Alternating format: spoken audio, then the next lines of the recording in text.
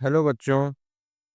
देखिए, ये जो प्रॉब्लम है इसमें एक ट्रैक है सर्कुलर आर्क के शेप का, जिसका रेडियस कुछ मान लेते हैं। सपोज कि radius of this track is R, और ये वर्टिकल प्लेन में ड्रॉ किया गया है एंड इट इज स्मूथ।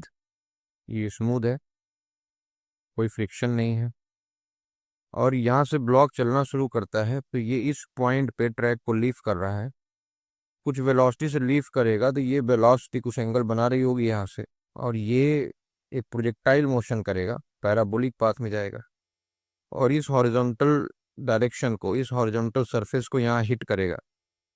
तो ये जो रेंज है, इस रेंज की हमें मैक्सिमम वैल्यू चाहिए। तो थीटा की हम क्या वैल्यू लें ताकि ये जो रेंज आ रहा है इसकी वैल्यू मैक्सिमम हो जाए। तो basically we have to find theta. तो यहाँ पर तो आप कंजर्वेशन ऑफ मैकेनिकल एनर्जी लगा देंगे और यहाँ से आगे आप प्रोजेक्टाइल मोशन का फार्मूला लगा देंगे रेंज का। इसको आप खुद ट्राई करिए। जो थीटा की वैल्यू आएगी वो tan−1/√2 आएगी। तो आप खुद ट्राई करके एक बार चेक करिए, फिर इसका सॉल्यूशन देखिए। So basically this is a situation कि जो ब्लॉक है वो यहाँ से पॉइंट ए से पॉइंट बी पे पहुंचा है और पॉइंट बी पे कुछ एंगल पे लिफ्ट किया है, तो ये पैराबोलिक पाथ बनाते हुए यहाँ लैंड किया है। तो मान लेते हैं कि ये रेंज है एक्स और इसी रेंज की वैल्यू हमें मैक्सिमम करनी है। और मैक्सिमम वैल्यू एक्स होने के लिए, वैल्यू एक्स की वैल्यू मैक्सिमम होने के लिए थीटा की वैल्यू क्या होगी ये हमें फाइंड करना है। देखिए, इस पॉइंट से इस पॉइंट के बीच में हम कंजर्वेशन ऑफ मैकेनिकल एनर्जी लगा लेंगे। पहले ब्लॉक इस लेवल पे था, अब ब्लॉक इस लेवल पे आ गया है, तो कितना हाइट ये फॉल किया है ये हमें देखना है। तो अगर रेडियस आर मान लेते हैं और this angle is theta, so this height will be R cos theta. So the gain in kinetic energy, यहाँ पर तो रेस्ट से रिलीज किया गया था, तो यहाँ जो वेलोसिटी आ गई वही गेन इन काइनेटिक एनर्जी हो गई। So that is half mv² gain in kinetic energy equal to loss in gravitational potential energy, that is mgh mgr cos theta. तो यहाँ से v² की वैल्यू आ जाती है 2gr cos थीटा। अब देखिए, जो ये जो थीटा होगा ये क्या होगा। अगर हम इसको थीटा देख रहे हैं, ये थीटा है, यहाँ से अगर वर्टिकल खींचें तो this alternate angle will also भी थीटा। अच्छा, वेलोसिटी और रेडियस के बीच में 90 डिग्री बन रहा होगा, तो ये जो थीटा है तो this angle will be 90 minus theta. And similarly ये भी 90 डिग्री है, तो this angle will again become theta. So the range can be given by v² sin 2 theta by g।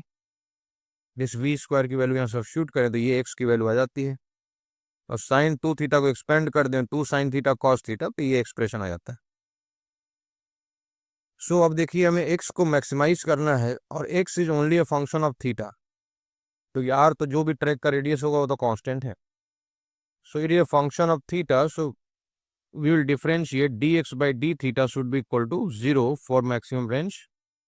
इसको अगर हम डिफरेंशिएट करें बाय यूजिंग प्रोडक्ट रूल, तो पहले इसको डिफरेंशिएट करते हैं, इस टर्म को ही देखना है। तो साइन थीटा का डिफरेंशिएशन कॉस थीटा आ जाएगा, सेकेंड टर्म को लीव कर देंगे, फिर फर्स्ट टर्म को लीव कर देंगे और सेकेंड टर्म को चेन रूल से डिफरेंशिएट करेंगे। अब देखिए, कॉस थीटा कॉमन होकर कैंसिल आउट हो जाएगा क्योंकि राइट साइड में जीरो है। अच्छा, कैंसिल करते समय ये ध्यान रखना है कॉस थीटा की वैल्यू जीरो नहीं होनी चाहिए।